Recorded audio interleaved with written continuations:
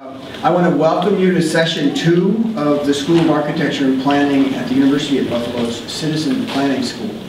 My name is Bob Shidley. I'm the Dean at the School of Architecture and Planning, and I direct the research activities of the Regional Institute at the University of Buffalo. Our session today is focused on coping with a turbulent age, and we'll focus on sustainable transportation, climate change, and the green-blue economy. All concepts that I think give us an opportunity to take the initial introduction from our first session and drill down into some of the subject matters that are what we now are coming to understand would move our region forward, one region forward. So this opportunity to go deeper is important. In session 1, we came to understand, I think more broadly, that sustainability might be best understood as meeting the needs of the present without compromising the needs of the future. In Ryan McPherson's quotation, enough for all, forever. We also heard from Kelly Dixon in that session where she framed the statistical description of where we are, an increasingly shared understanding of a set of circumstances which, if we continue in the present path, will make it difficult to sustain this region, if not perhaps impossible.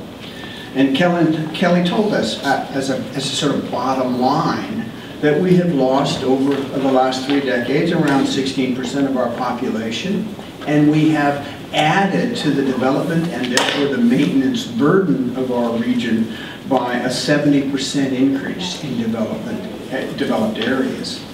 Out of that comes a whole set of other consequences that deal with the municipal cost of service to that wider area with a smaller tax base. It's a tough economic formula that just doesn't work. Kelly took us through a number of statistics, including the increase in vehicle miles traveled that we experience, and that's money out of pocket for the citizenships. The loss of farmland, the housing abandonment, and a series of other serious consequences to the development patterns that we've been experiencing over the last 40 years. Finally, the first session suggested, at least, that we might actually be able to implement the work of the planning of one region forward in a fairly robust way. We start with this assertion that there's a portfolio of work to do. A few large projects, a bunch of middle-sized projects, and we hope thousands of small projects.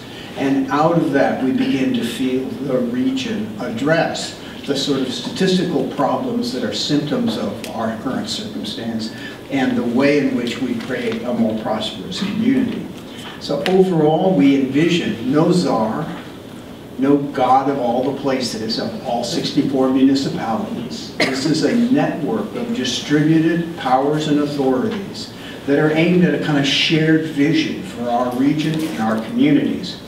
That shared aspiration for a prosperous and sustainable future. We drew out a kind of clear notion that one region forward doesn't have to do everything. It is working in concert with a 5-county regional economic development plan. One region forward is a 2-county Erie and Niagara County plan. And there is the Buffalo Billion that has its eyes closely focused on the 2 major metropolitan areas of Niagara Falls and Buffalo. All of those together, working from a common score sheet of what constitutes sustainability and a sustainable project, begin to give us a way to make daily decisions even as we look forward 40 years. So I welcome you to this morning's session. I look forward to our conversations to follow the session, and I want to introduce Bart Roberts, who's directing our efforts at the Regional Institute in support of One Region Forward. He'll give you some housekeeping, and he'll introduce our panel for today. Thank you. Robert.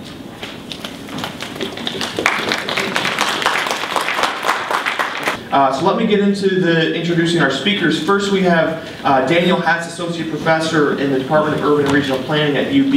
He's going to talk about transportation systems and sustainable approaches to transportation. Dr. Hess has done some really neat research on a lot of things, but particularly around transportation and the built environment, both here in the Buffalo Niagara region, but also around the world. But he's also really an outstanding teacher and was recognized with the 2012 SUNY Chancellor's Award for Teaching Excellence. I had him as a teacher when I was at UB, so I can attest that his lectures are really engaging and interesting, so we're very lucky and fortunate to have him here this morning. Then we're going to hear from Rebecca Newberry, who's a community organizer at the Clean Air Coalition. She's going to talk about climate change and the need to plan for the challenges it poses.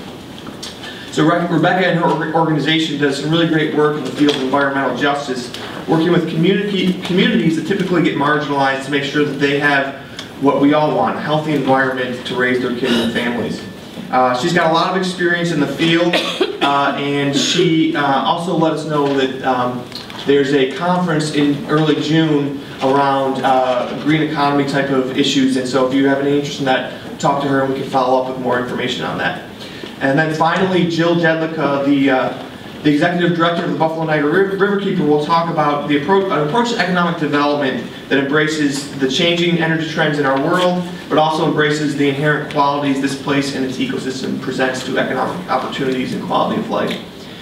She's been the head of the Riverkeeper for 2 years, but has been instrumental in the organization for over a decade.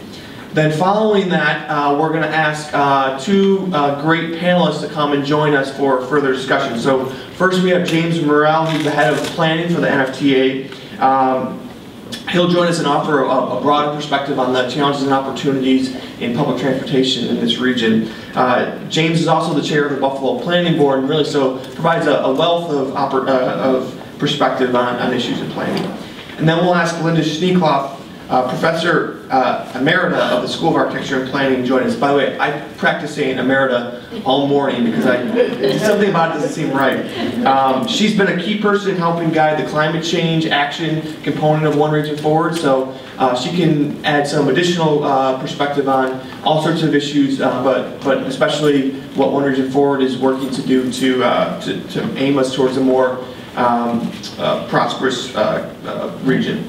So, without further ado, let me hand it over to Dr. Hess, who will get the lecture session started.